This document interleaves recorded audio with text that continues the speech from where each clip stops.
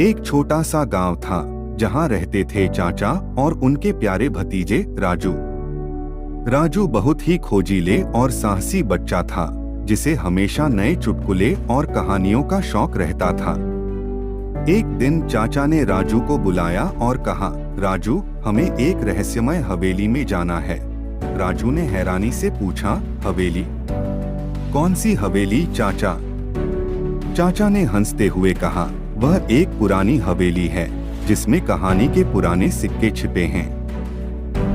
हमें वहां जाकर उन्हें ढूंढना है। राजू ने मुस्कुराते हुए कहा, वाह, यह सुनता है मजेदार होगा। चलिए चाचा। दोनों ने अपनी यात्रा शुरू की और हवेली की ओर बढ़ते गए। हवेली की दीवारों के पीछे छिपे रहस्यों की खोज में वे कई रोमांचक स्थानों पहुंचे। एक दिन वे एक पुराने कमरे में पहुंचे जहां एक बड़ी सी ताला लगा हुआ था।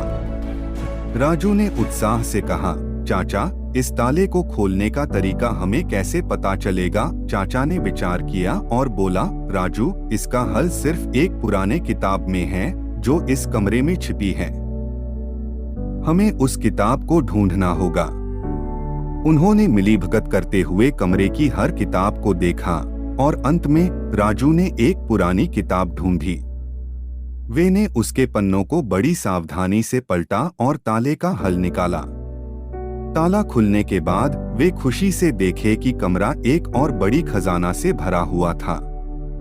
राजू ने हंसते हुए कहा, चाचा, इससे तो बड़ा खजाना हमारी उम्मीद से भी अधिक है। चाचा ने बताया, राजू, हमें इसे गांव के लोगों के साथ बांटना चाहिए ताकि सभी को इससे लाभ हो सके। इसके बाद चाचा और राजू ने वहां के लोगों के साथ खड़े होकर खजाने को बांटा और सभी ने मिलकर गांव को और भी समृद्धि और खुशियां दी।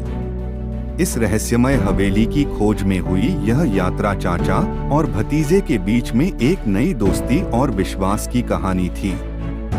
हर किसी को यह यात्रा सिखाती है कि जीवन में सहयोग और साझेदारी ही सच्ची सफलता की कुंजी होती है।